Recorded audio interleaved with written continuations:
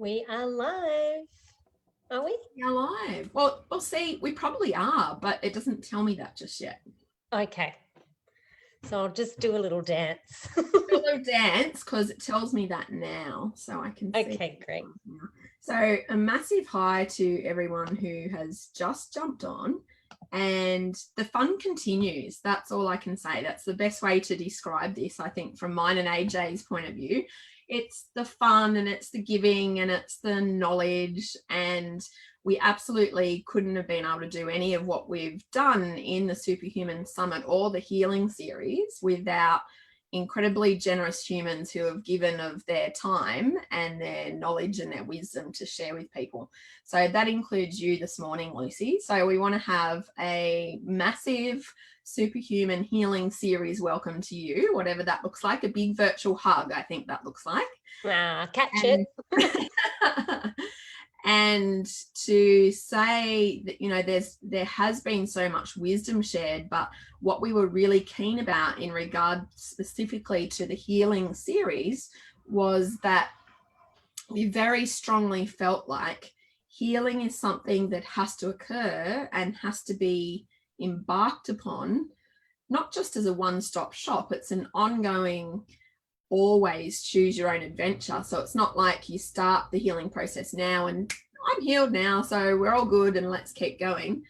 But we were really sure that if someone hadn't embarked upon this process, that's what needed to occur before any superhumanness is actually possible. Does that make sense?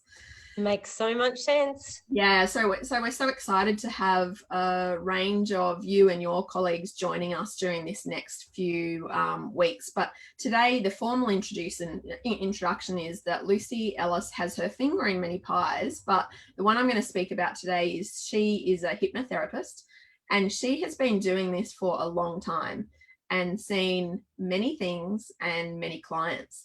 And one of the things that I'm specifically looking forward to today is that there's a lot of mystery around hypnotherapy. There's anything from a total fear of it and the fact that you might give away all your sense of control to another human that can then program you to do, like, you know, random things to other people, like you might see on stage, right through to people who are massive proponents who use it regularly and have seen the benefits of it. And I know in my own life, I've literally gone from one end of the extreme to the other end of the extreme. So I'm really keen for you to be sharing a little bit with us about exactly what hypnotherapy is and how it works, and then for you to launch into your conversation and insights around self-love and how we can become superhuman through truly, deeply loving ourselves. So it's over to you, madam. Thank you. Yeah, beautiful. Thank you so much, Michelle. Have you had hypnotherapy before? I have numerous times. Yeah, great. Like I said, I was in that category because I grew up in a very religious house. So I was in the category, you know, of if you went to a hypnotherapist, it was almost satanic, to really genuinely pursuing it at a range of different times in my life and getting a lot of benefit from it. Beautiful, beautiful. Yeah.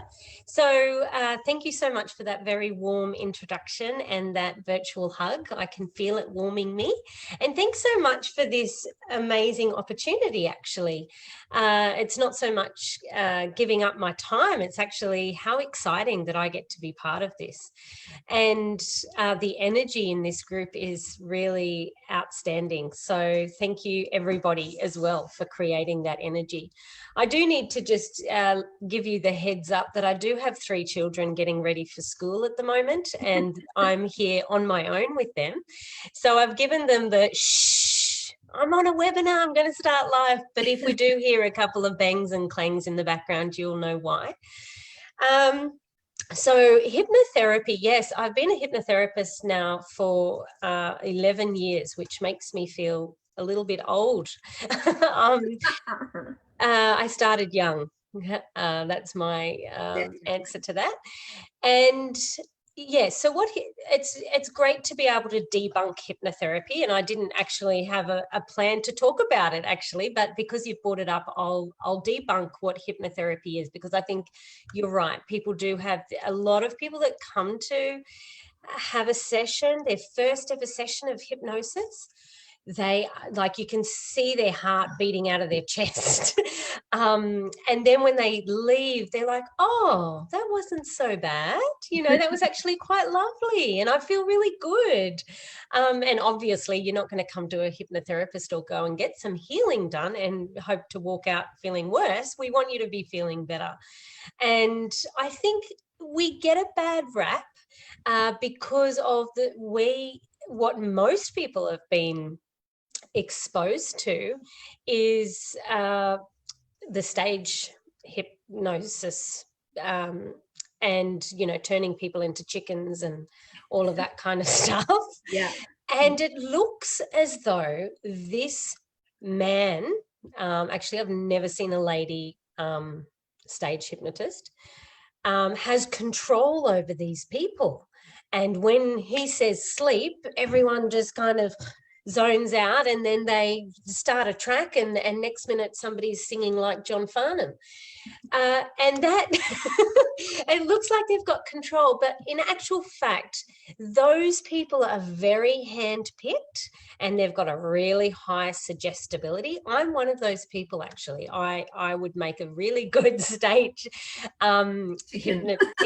hypnotist subject. And when I did my training all those many years ago, the hypnotherapist, the trainer, he would always use me as the the guinea pig, or look, this is how we do this trance, or this is how we do this technique. Lucy, let's do it on you, because I know that you're going to be able to access it really quickly. And also when they're doing those stage hypnotist shows, they're generally had a couple of beers under their belt. They're done in RSLs, they're done in a club environment, and we are more suggestible, and obviously we don't have our inhibitions when we have a couple of drinks, and that is just the perfect mix for that kind of what we see on the stage. And if anything, hypnosis is giving you back your power, you back control. And it is just a beautiful, what I like to just share with my clients is that it's just a beautiful relaxation, and we access your imagination. And it's in the place of your wonderful imagination that we can change your beliefs, change the way you think about yourself, change behaviors, change habits, because it's all lodged in our imagination. And the easiest way that we can access our imagination is by closing your eyes and putting you in a really lovely, relaxed frame of mind. And when you're in that relaxed frame of mind, you've got access to your limitless potential. And that's when suggestions of, whatever it is that you've come to a hypnotherapist for is more powerful and can take on a long-lasting effect. And I think, so one of the main reasons, and this will be the last thing I say on it before I move into what I'm here to talk about, which is self-love. And one of the main things I think people worry about it being a control thing is because we learn, and it's more successful, a suggestion, if we do it with a bit of authority and really confident. So the hypnotherapist has to take on a really confident and authoritative kind of voice to land that suggestion. So it can look like we're controlling, but it's just the subconscious mind is, it's not like the conscious mind. It doesn't question anything. So if you give it like a real good, you are going to be full of confidence now, then the subconscious mind goes, oh, whoop, and can access that really quickly, because we're right there in your subconscious mind, and we make a really powerful suggestion like that. And it has beautiful benefits for for the client. So yeah, that's what hypnosis is in a nutshell. I hope I answered that. And for anybody that's got further questions, please pop them in the... Yeah, there is one. So I'll just mention the question. So someone's saying, my hubby thinks he's too intelligent and too skeptical to be hypnotized. I'd love to test his theory. What's your comment to that? Actually, the more intelligent you are, the more suggestible you are. Because intelligence is a great imagination, isn't it?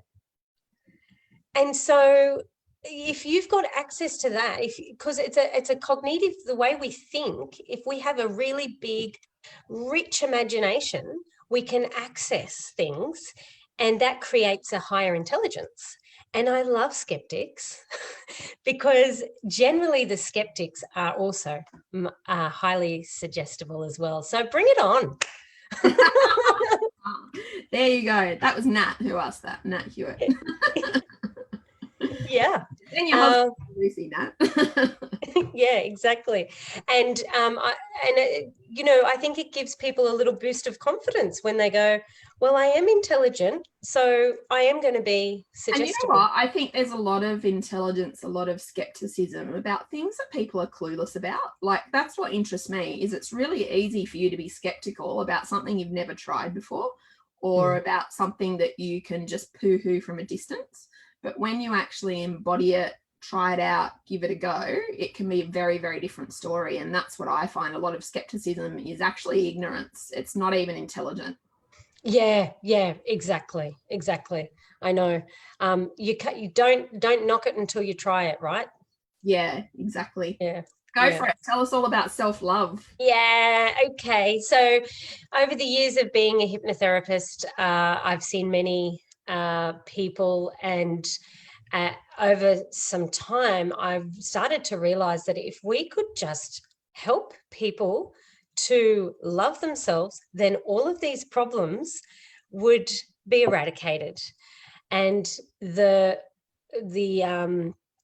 core problem was that I'm not good enough, I'm not worthy, all of this not self-love talk and belief systems. So I went on a bit of a mission to wake people up to their awesomeness.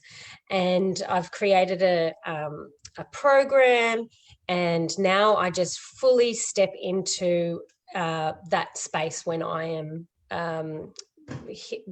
that's generally my cup of tea, is when people come. It's like, let's work on self-love, because when you do that, everything else will fall away. And I've seen so many beautiful benefits from people being able to, start a business, leave their career, or leave their jobs, leave a relationship that's not serving them, or find love, or just blossom as humans, when we can change that internal belief system of not being good enough. So I think it's a really bland, self-love can be, we can kind of cock our head and think, oh, well, what really is that? What exactly does this involve for me to love myself? And what does it look like and feel like to love myself? And I think we have a crisis on our hands, because I think a lot of people don't love themselves. And I think that's the pandemic we should be concerned about, quite frankly. Preach it. I couldn't agree with you more. Yeah, exactly. And so the most important relationship that we have is with ourselves. And if we can enjoy ourselves, enjoy being with ourselves, not be worried. A lot of people are worried about spending time with themselves, and that is so heartbreaking. Then we will change our whole trajectory in our life. And so I have come up with 4 phases or stages of self-love, and I would just like to share this with you. And if you feel like there's another one that you'd like to add in, then please feel free. I'm open to suggestions, because I'm very suggestible. So the 4 stages I have come up with is the first, or the bottom rung, being no self-love, And that all obviously equates to no self-care. And that means that we're doing behaviors that are external and they are sabotaging our, where we really want to be in our lives.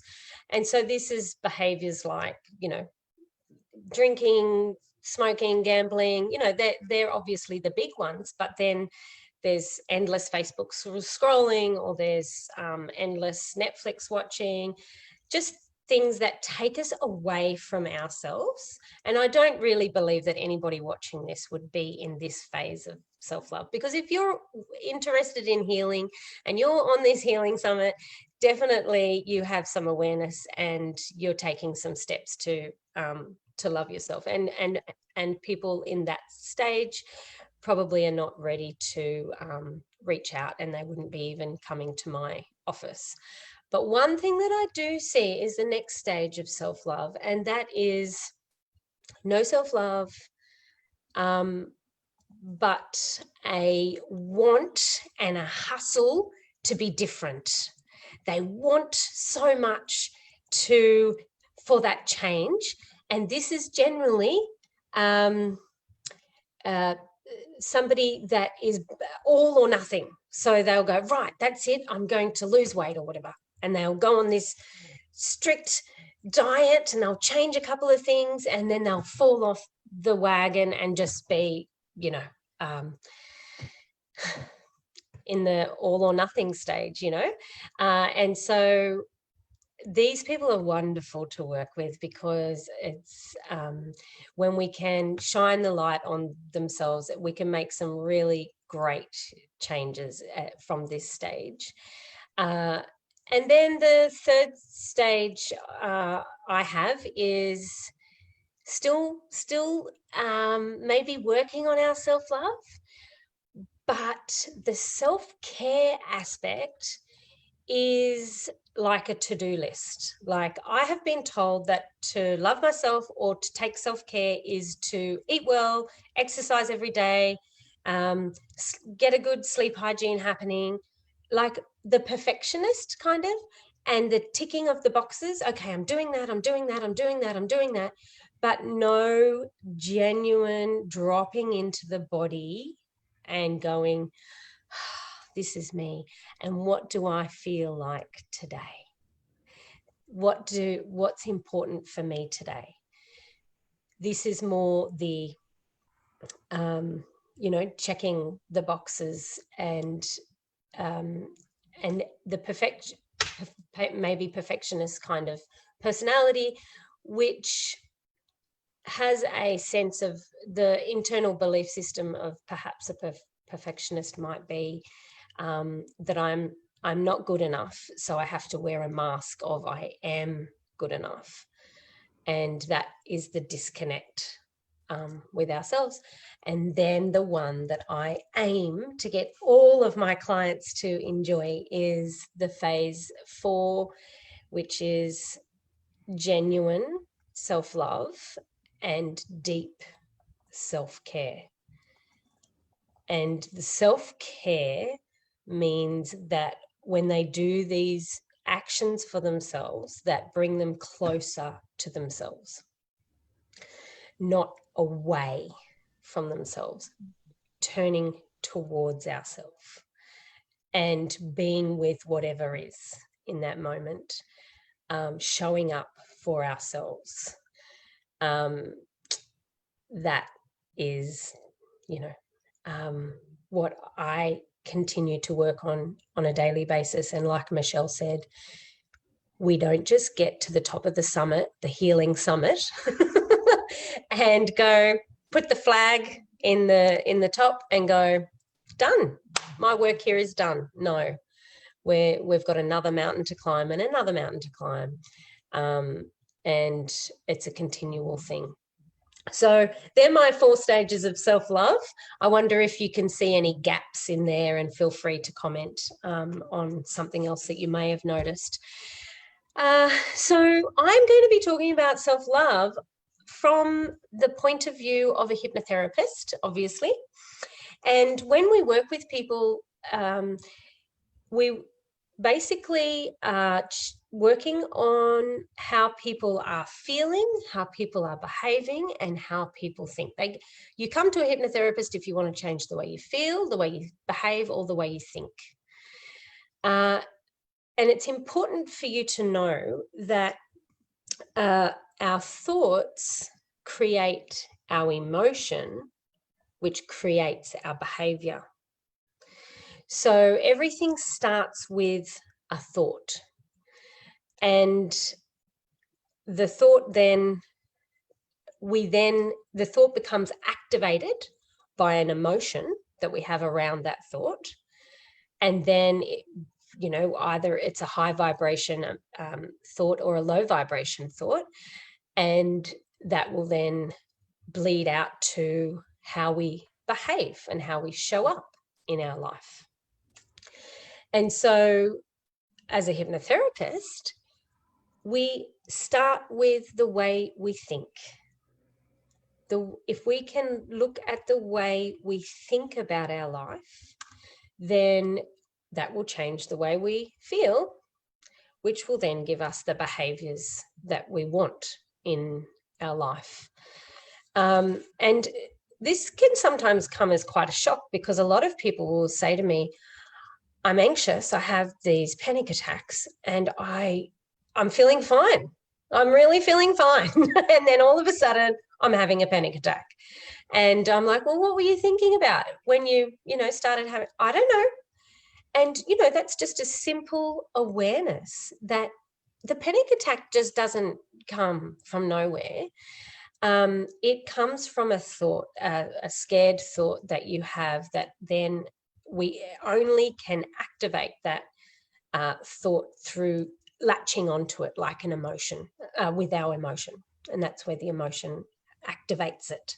Can I just make a comment in between your thought processes there?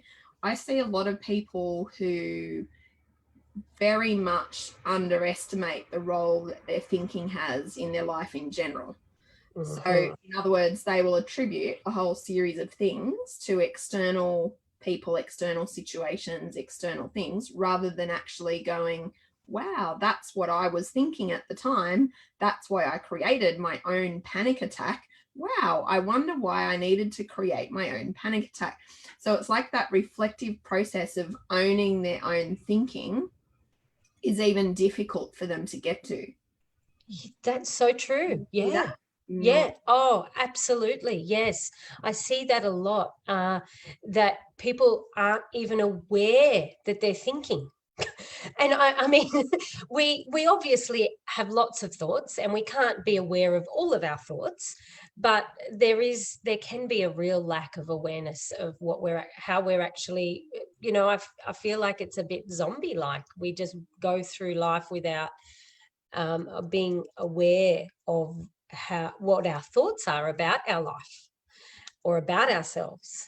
But we're just feeling yucky or, feeling low today. Every time I'm having an emotion that is maybe a negative emotion and a positive, but more so when I catch myself feeling a bit low or like down, I just retrace my thoughts. And then I'm like, okay. That's what got me here. That's what got me here. And I'm a hypnotherapist, so let's reframe that, girl. So absolutely, thoughts are creative. We create our life through our thoughts, external and internal. So they're powerful, powerful things, thoughts. And that's why I love being a hypnotherapist, because we can change our thoughts through hypnosis. And we can change the way we think about ourselves through our thoughts.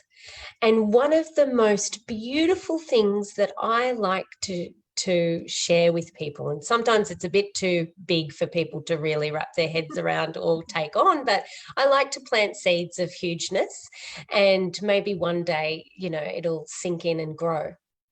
And that is that I say to people, everybody loves me.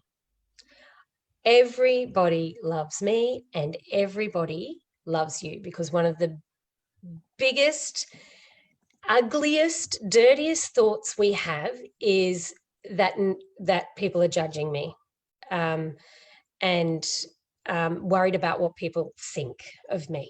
Yeah. So can you imagine how detached we are from ourselves as we contort ourselves into different spaces and identities depending on what company we're keeping? And like, I just would feel so, like, imagine, I always think on that exact thought that you're talking about. Like, if you're imagining everyone walking down the street, and if you're imagining, let's say 90% of people being consumed in their head about what other people are thinking about them, I always imagine how incredible it would be to redirect that energy toward a thought that's more constructive and useful. And I always say to clients, they're not worried about you. They're too consumed with themselves. They're too busy walking on the street worrying that you're worrying about them rather than being concerned about you, But the thing that strikes me is the emotional energy that goes into this faulty style of thinking that does not serve us. That does not serve us. No, exactly.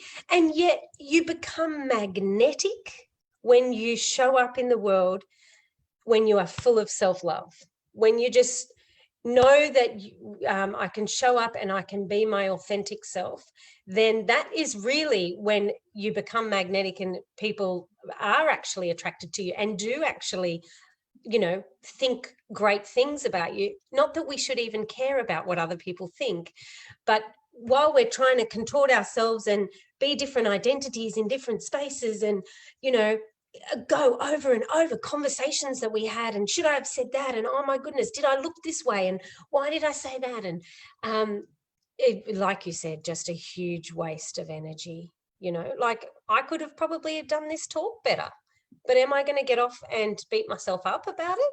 Absolutely not, because, that is just a huge waste of energy. And so everything could be done better, but if you just know that you've come and you've bought yourself and you love who you are and you know that everyone else loves who you are, then happy days. And this is a huge concept, obviously, for people to wrap their heads around, that everybody loves them. And they do, because we are pure love.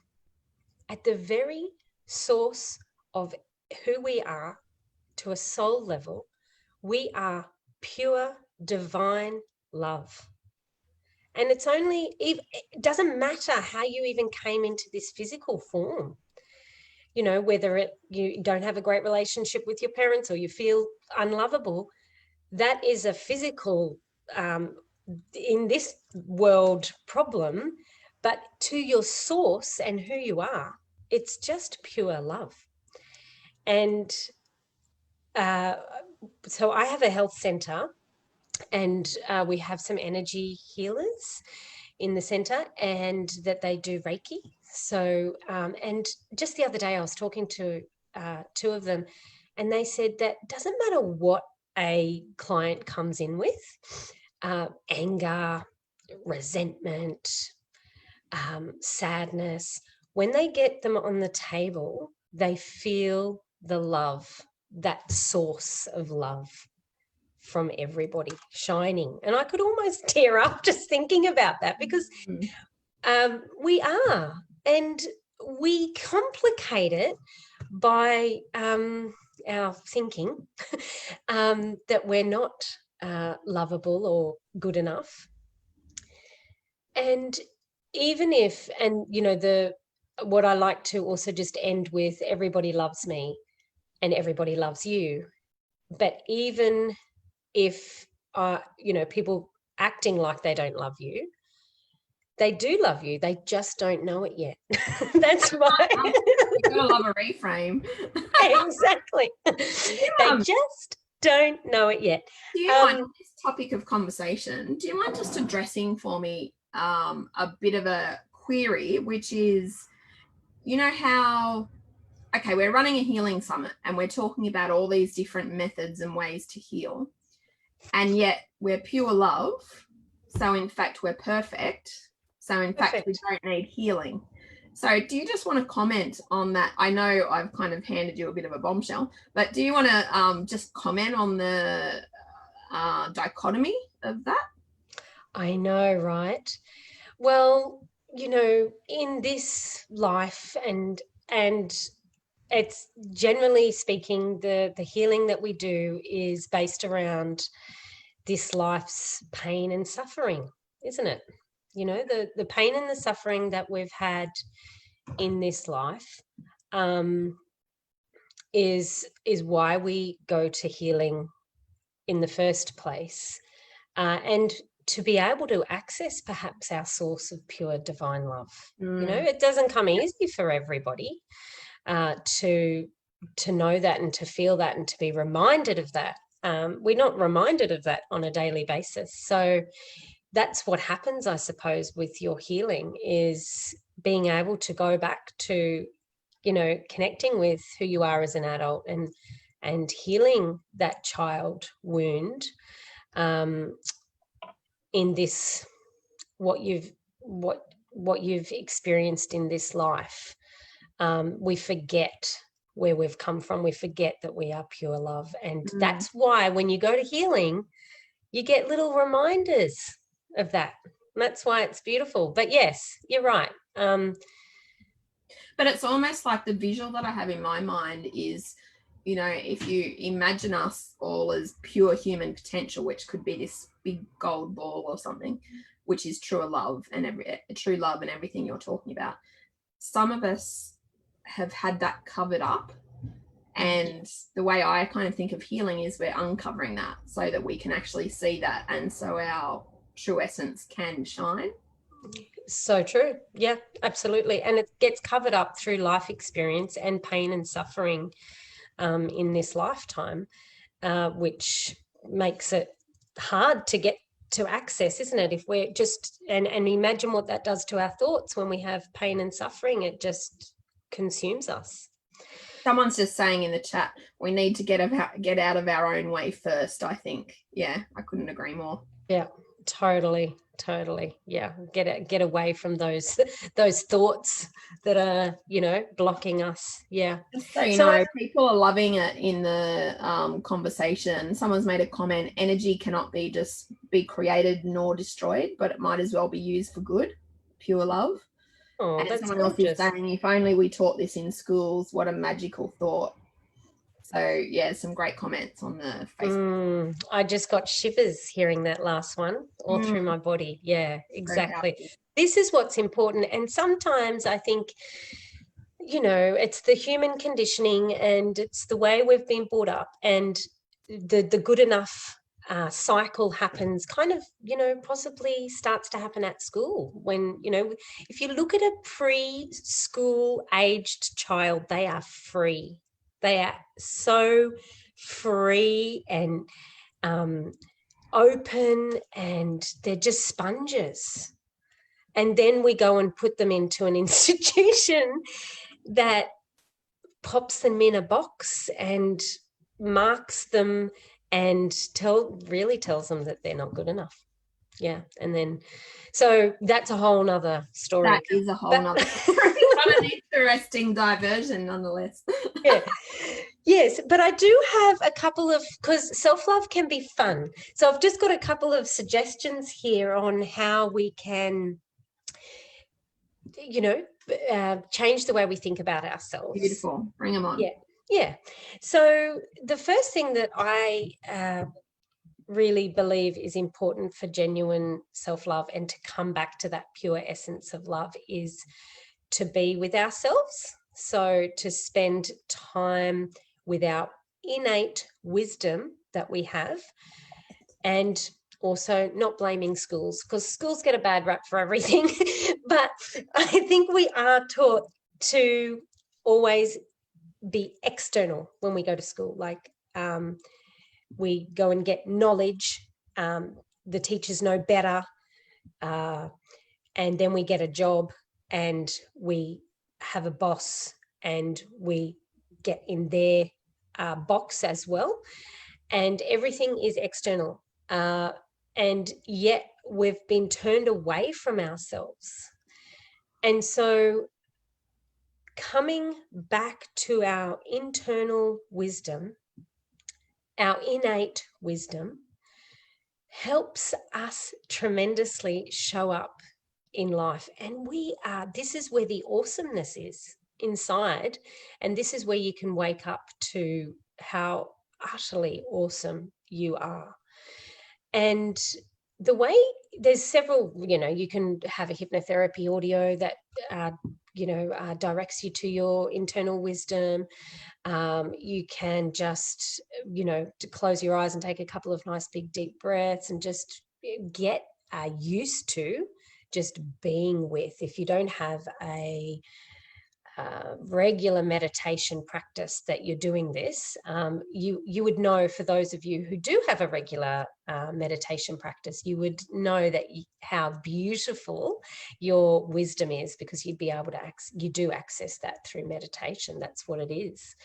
But if you don't have a practice, there's something really simple and really quick that you can do now. And I actually got this from a local lady called Beck Ronkson. Roxon, yeah. Yes, yeah. She did it on the Hunt Women in the Healing Biz group. She shared this beautiful technique with us that just allowed you ever so quickly to be able to access your internal innate wisdom, because we'll generally always, our mind is always working for us, and it's always directing our focus to where we need to go, and it's always, our wisdom is always showing us signs and symbols, but we need to stop to connect with that.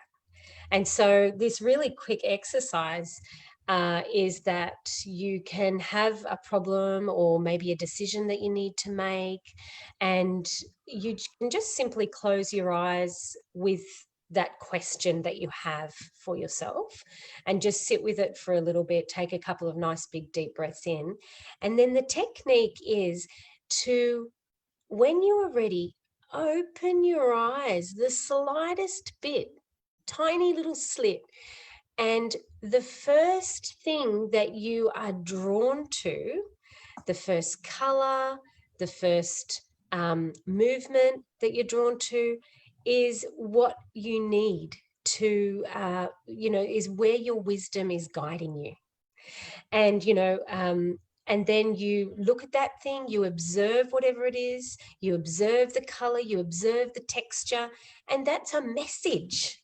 That's a message for you to help you with questions and struggles, and, and that's come from you. You don't need to go to a therapist to come up with answers for yourself, or a coach or whatever. You've got it all here. So that's the first thing, being with ourselves. And then it wouldn't be self-love if we didn't talk about self-compassion, because that is the number one key to unlocking self-love. Yeah, that is it. And what does that come back to? That comes back to our dialogue that we have with ourselves. And so Kristen Nuff is the amazing psychologist that is self-compassion. She's put out so much amazing content around self-compassion. And we can access our self-compassion in those moments of struggle. That's when we need to show up for ourselves the most. It's not about being there for the good times and the good times only. We're not the good time friend. We've got to be there through and weather the storm with ourselves. So when we're struggling, or when we feel like we've made a mistake, it's about being able to come back and be there for yourself. And all the time you can't see, every time I think about self-compassion or talk about self-compassion, I just put my hand over my heart.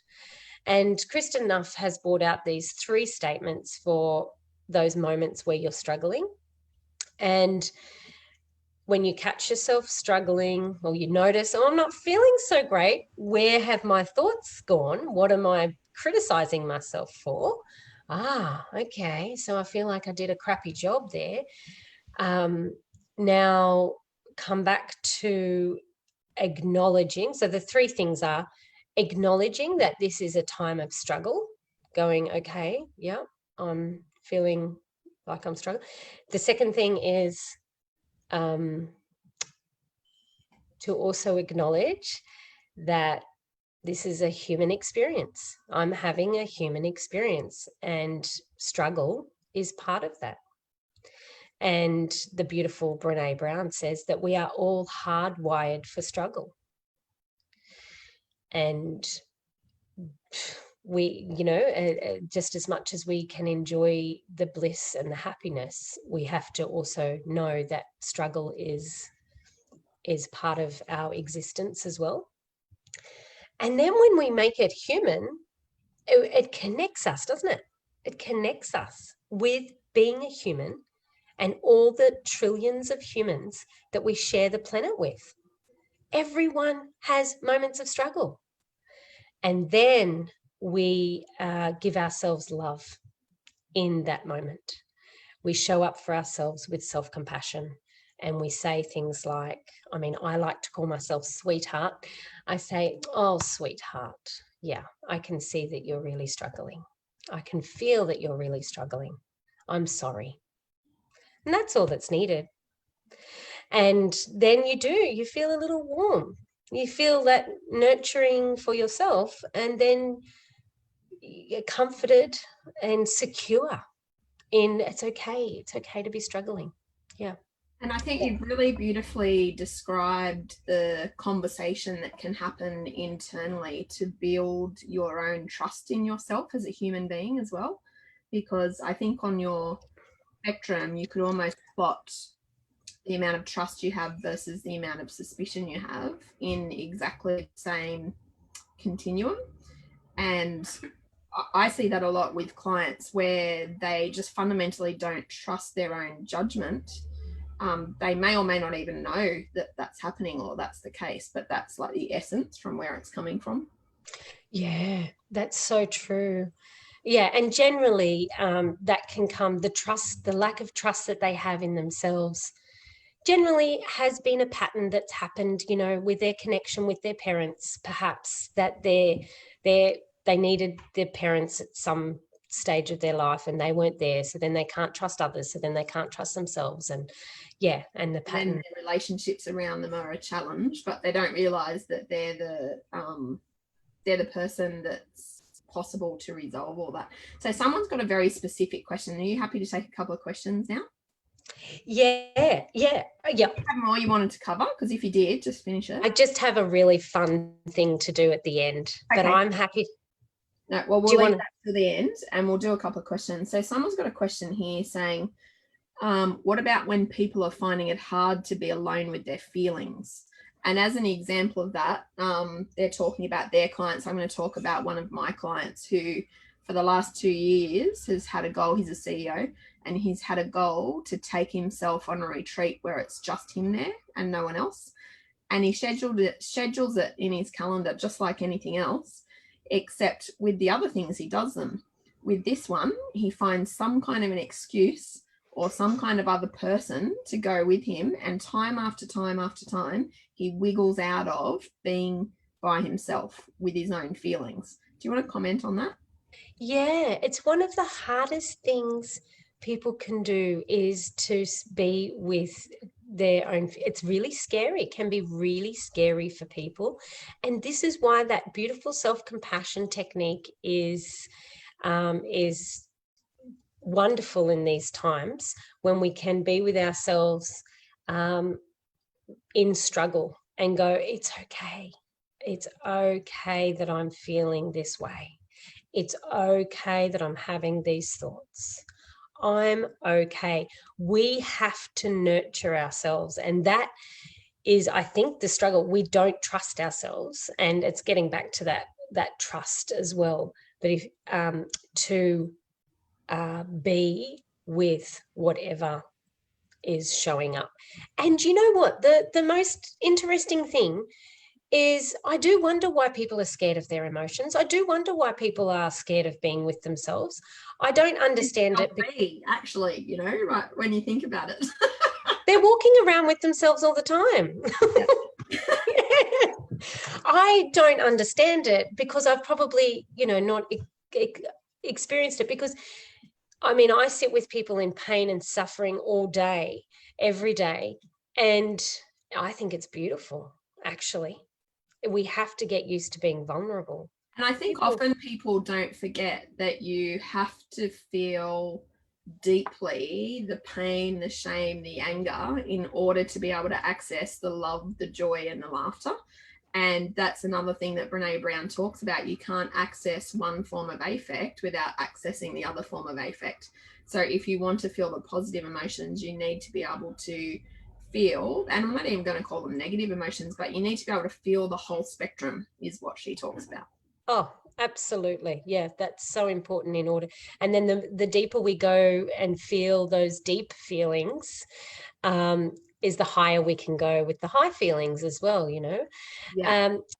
And there was a comment that I wanted to say about, quite often people are worried about, because they've spent their whole life putting the lid on those emotions. They're worried about opening that jar of emotions up, and they, say, I won't be able to stop crying or what have you. And I'm like, great, schedule it in, open it up, get the tears out. Tears are beautiful. They are actually sad tears, and tears of deep pain and suffering have toxins in them. How interesting is that? So if you cut an onion, triggering your self-healing mechanism, actually, through crying. Yeah. Otherwise, you've got all that boiled, bottled up inside of you. So the tears that we have from cutting an onion or having a laugh, a belly laugh, are just water and salt. But the tears that are generated from emotion, deep emotion, have toxins in them. I think that's fascinating. It is so fascinating, isn't it? So if you can't stop crying, if you're worried about not being able to stop crying, then schedule, just give yourself that time. It will eventually go. Your emotions, and this is another thing to remember for those people that don't want to spend time with themselves, and run away from that, is that emotions are moving. It won't ever last, that you will eventually have relief, and there will eventually be a I've got no more.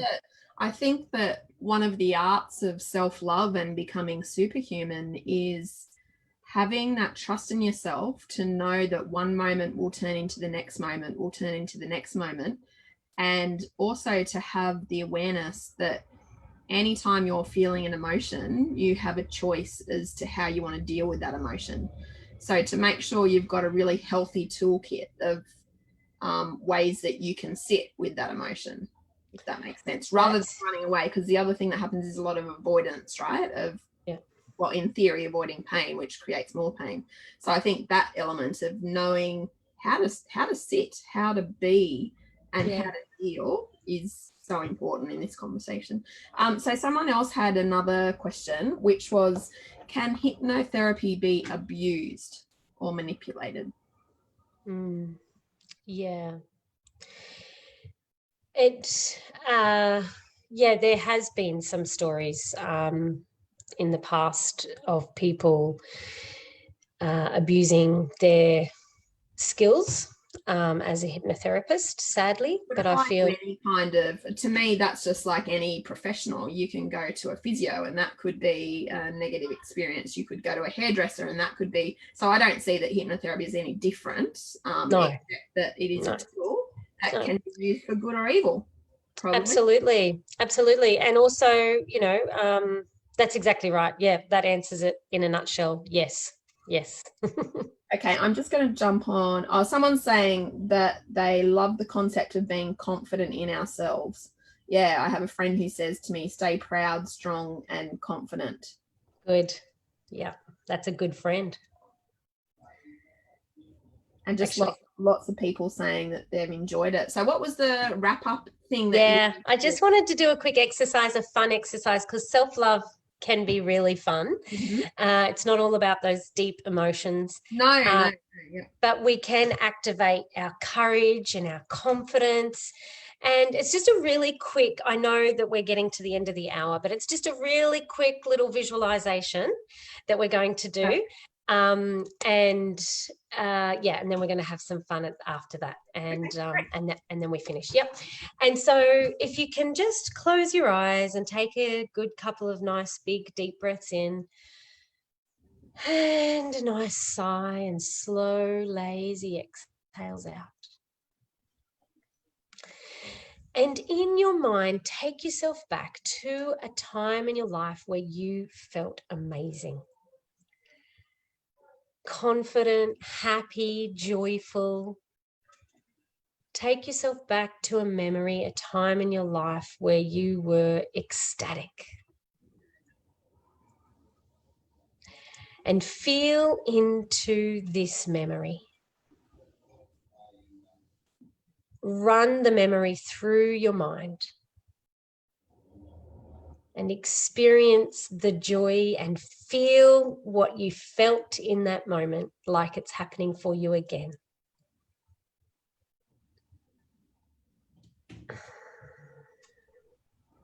Notice how your body would be more expanded, how you're more open to others, to other people, to yourself,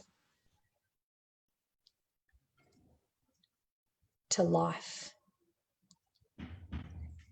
And now take this feeling and notice where you feel it in your body. You might feel it in your chest, you might feel it in your shoulders, you might feel it in your cheeks from smiling so much. You might feel it in your solar plexus, which is just at the top of your stomach there. You might feel powerful, big. And then think about an animal that represents this feeling. What is an animal that represents this feeling?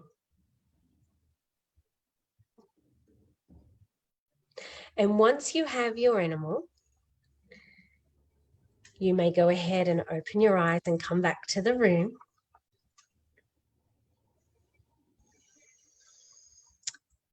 And now what we're going to do with that, okay, first of all, we've just gotten you into a beautiful positive space to finish this off, so that's lovely. But there has been a study done on children that have been bullied at school. And they got them all to hold the warrior pose for 2 minutes before they stepped into the school gates. And what the warrior pose does is, especially for 2 minutes, it's quite a long time actually to hold such a strong pose. It lowers cortisol levels and it spikes, it lifts up your testosterone, and your testosterone is your confidence, it's your power. And these kids had less bullying just through, and it changes your thoughts, doesn't it? So our body language, we can use our body language to change the way we feel inside and change our thoughts. And I thought that was fascinating. So I've put a little Lucy spin on it and said that anytime you want to go into a meeting, anytime you're going to do a presentation, anytime you just want to activate those good vibe feelings, get into the pose of your spirit, your confident animal. Yeah. And so my confident animal is a dolphin. And so before I came on to this speech today, I'm going to I don't care if you see my background and clothes hanging everywhere, because I'm just going to stop this. So you can see that. Because I want to stand up and show you. And I'm going to encourage you all, you too, Michelle, to stand up and just get into your animal, the animal that you have. So I am a dolphin, and I just put my hands over my head and hold that, and it brings out my I love it. What are you? I'm trying to be a wolf. But I don't know how to be. You do envelop that spirit animal and play along at home. I'd like to know, what is your confident, fun? Go ahead and put into the Facebook Live. What was the animal that you were thinking of as Lucy's just wrapping up there? So someone says they activated their Wonder Woman pose. I love it. Great. Thank you so much. Awesome. Thank you, Lucy. We really appreciate your time and energy and your contribution. And I'm sure, based on what everyone was saying, they were really engaged and learning a lot. So thank you so much for being part of our healing series. I loved it. Thank you. Have a great day. You too.